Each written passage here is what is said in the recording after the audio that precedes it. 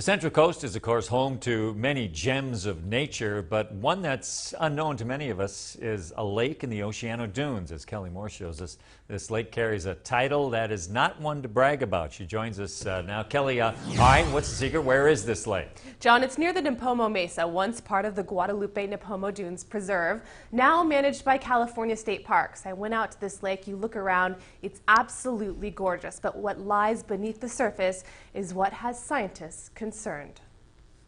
Oh, there he is. Tom and his son Owen are birding. We see a lot of fishermen and other bird watchers sometimes. Today's adventure is at Flaco Lake. It's a really amazing place. I mean, you don't get a lot of places that are like this with so much different habitat. The lake sits amongst the sand dunes, making it a dune lake.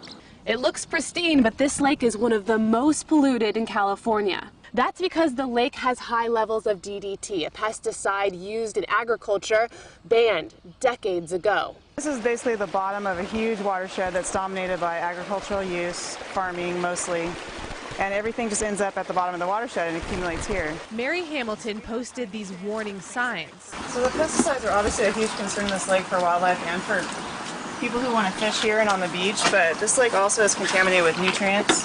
Hamilton is taking water samples. They will be sent to a lab at UC Davis and tested for pesticides, metals, and toxicity. We're finding the pesticides in all the fish, and that's unfortunate because we have things like least terns and other birds who are feeding on the fish in this lake. She says the county is creating guidelines for the public on how many fish someone should consume from the lake. Good morning. But what's interesting is the lake is home to massive goldfish, 9 to 11 inches long. The problems here are severe, and so the first step is stopping the pollution from coming in. And once we have a handle on that, then we can begin restoration efforts. Tom and Owen hope to see that happen soon. This is kind of our favorite spot. It's, it has the tree tunnel, and then it has the boardwalk with the lake, the dune lake, which is, there's a lot of them around the Central Coast, but Flaco is really the only place that you have, good access to.